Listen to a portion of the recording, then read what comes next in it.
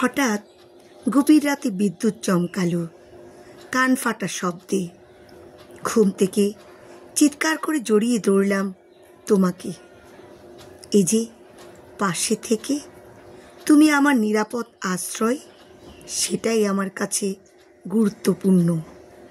যখন আমার মা আমাকে ছেড়ে চলে গেল ওই দূর আকাশে, তোমার বুকে আশ্রয় নিয়ে অঝোর ধারা ঝরেছিল দু চোখে। সেদিন তুমি তো আমাকে আগলে রাখলে তখন, প্রিয়। যখন সারাদিন কর্মব্যস্ততার শেষে আমাকে দেখে মিষ্টি একটা হাসি দিয়ে ঘরে আসো, তখন আমার সকল মন খারাপ ধুয়ে মুছে যায়। এই যে তুমি আমার জীবনে শান্তির আলোকবর্ষ হয়ে আছো, সেটাই মূল্যবান। এমন একজন মানুষ যার জীবনে থাকে সুখে দুঃখে সর্ব অবস্থায় নিরাপদ আশ্রয় হিসেবে, সেই হচ্ছে সুখী।